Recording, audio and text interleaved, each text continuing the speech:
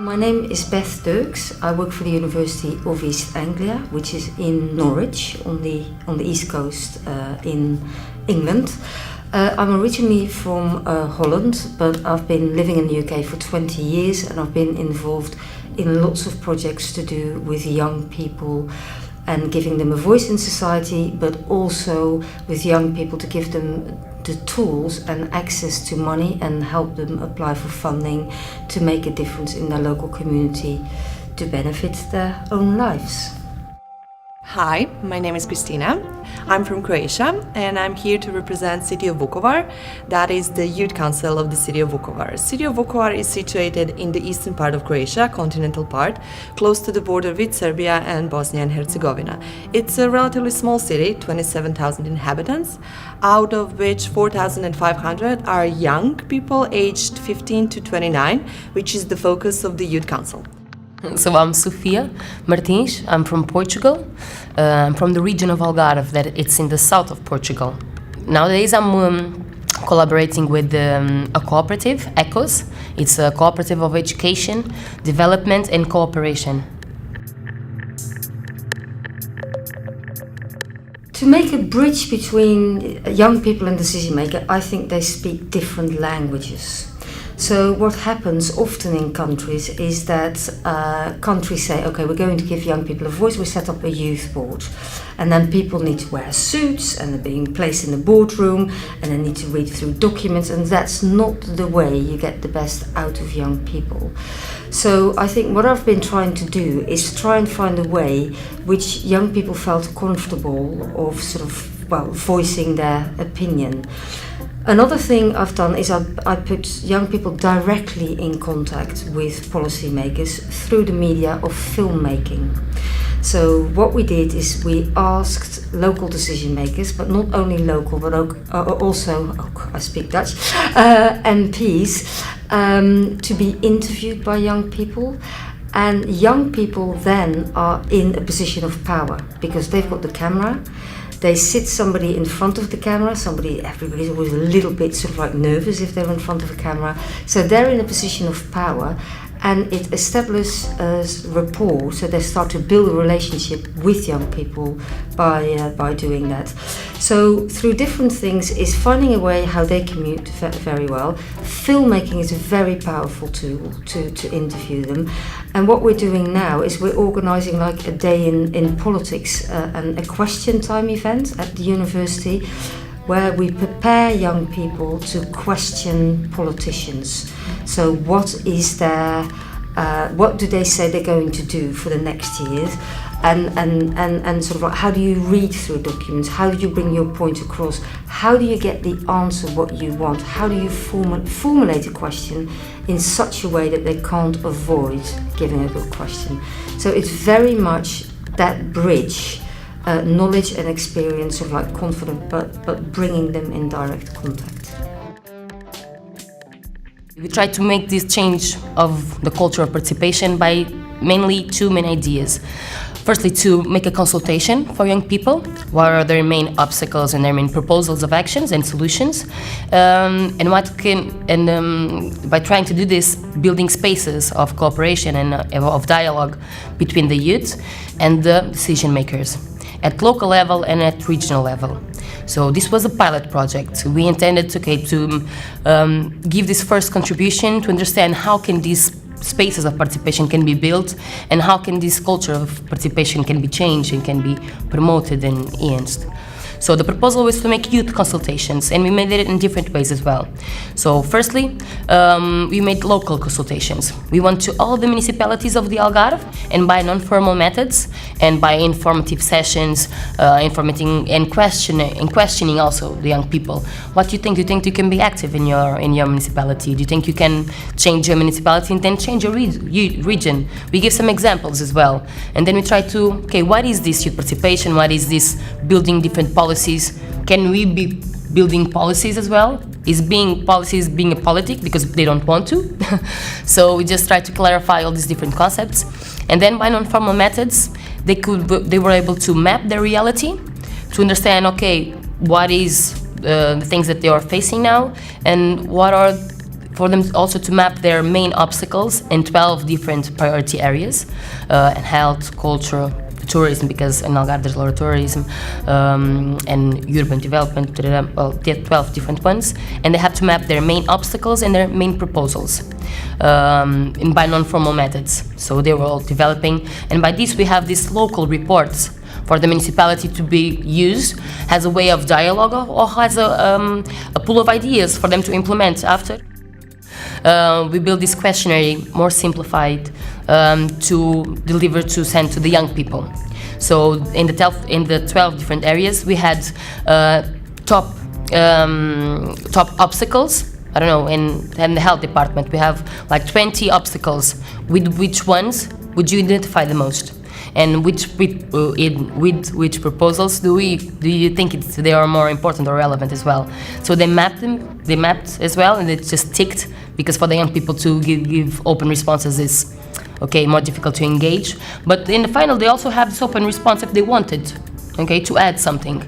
But we managed to have about 1,000 responses from all the different parts of the questionnaire, what was very good because it was online only for 3 weeks. 3-4 weeks, so it was very good. And from all of this, so local consultations, questionnaire for youth workers, questionnaire for young people, and then we had this big event. It was the first meeting of the youth in the Algarve, we called it. So it was an event that also the partners were proposing the activities, what's important, what's not important, how can we contribute.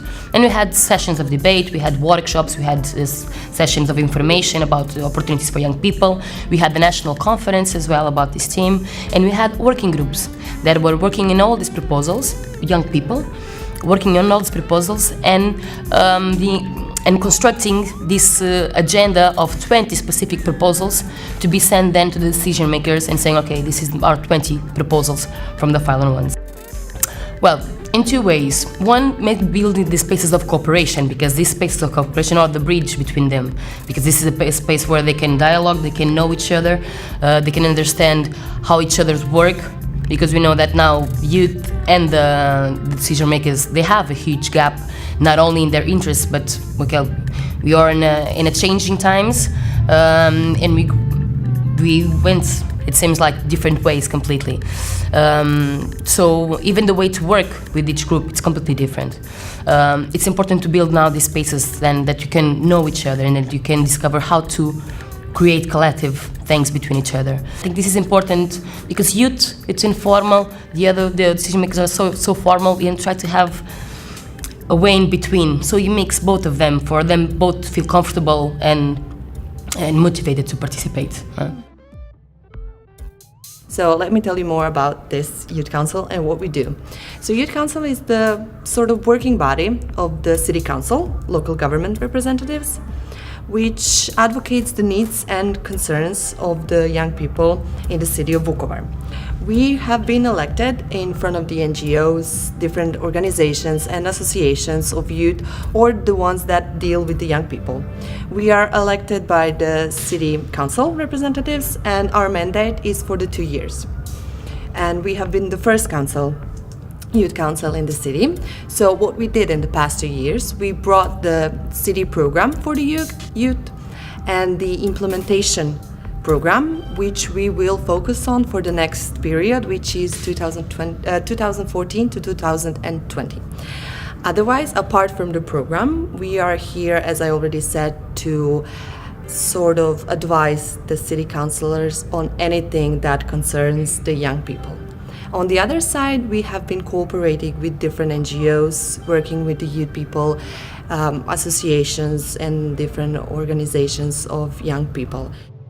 Firstly, we need to reach them and show successful examples how actually their voice is heard. For example, the city of Vukovar will in a short time have cinema, and because the cinema projections will probably last until 11 p.m., some of the young people using the public transportation will not be able to get back home. So our main task will be to advocate this need to the local government in order to have more public transportation during that evening time. How are you communicating with those young people? Through the social media, visiting on the spot. For example, if we mark some of the international dates or European dates which are of importance for young people, we go out on the street, we put a stand, we wait for them to come, we pull for the sleeves. So different approaches, and of course different approaches yet to come. There have been some challenges, some internal challenges, like how can we communicate and have one instrument like the website that are supposed to engage young people and decision makers, and the same one. This was internal. It was also the budget. It was also the timing. It was also the crisis. Okay, the economical crisis was a challenge, but also an opportunity because people want to meet. But there was also many challenges in terms of the partners of outside challenges. Like sometimes we are going to make the youth consultations and they were supposed to be developed or thinked. We are going to there with the methods. We know how to facilitate these meetings, but you have to find the participants, because in some municipalities they don't have a high school. In some they have a high school, and that's where they have the young people. In some they have a youth council, a local youth council, so maybe we can make the consultation in local youth council.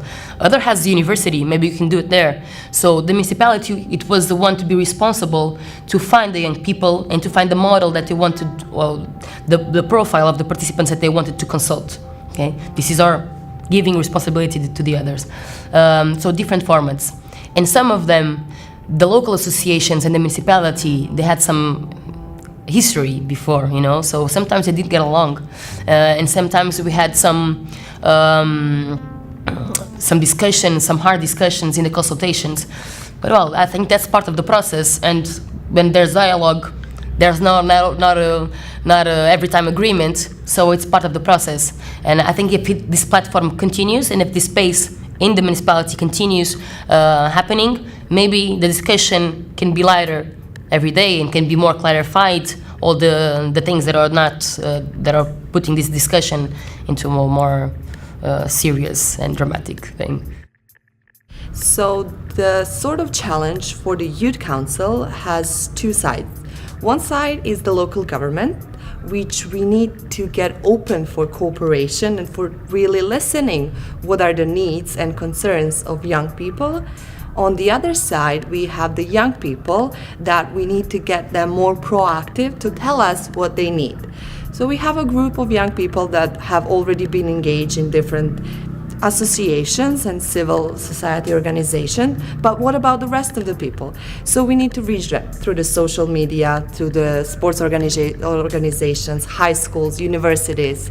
So these are like the two main challenges that we need to work on in order to sort of, let's say, construct the bridge between the local government and between the young people. Right now, we feel that the young people in the city have many needs, and they just need to state us what the needs exactly are. And for the local government to really listen for them and to be open for any suggestions and cooperation. There are young people who would like to do things, but not everything fits one box. So you need to find who is interested in what. So within my project, for example, if I do a film project, I know that somebody's interested in the camera operating. Others would like to sort of like be in front of the camera and do the interviewing, and really play on young people's skills and ego. Sort of like, what would you like to do? Find their talent, find what makes them tick, and go for it. There's a lot of different tips, but I think the main thing is for it to be used as an example for other people to be able to implement this kind of project in their own countries or in their own region or in their own municipalities or whatever. I think, well, we were the how do you say, the experiments, we suffered a lot, and now it's okay for people to be able to learn from our mistakes and from our successes. So I think that's the main thing, for this to be able to give some contribution for youth participation, but in a wider level. And also for the local people, for them to be thinking about youth, because it has a enormous potential to be the perfect place for youth. So also in the Algarve region, I think a lot of things can be changed and a lot of networking and cooperation can be done. And I think this is a great first step.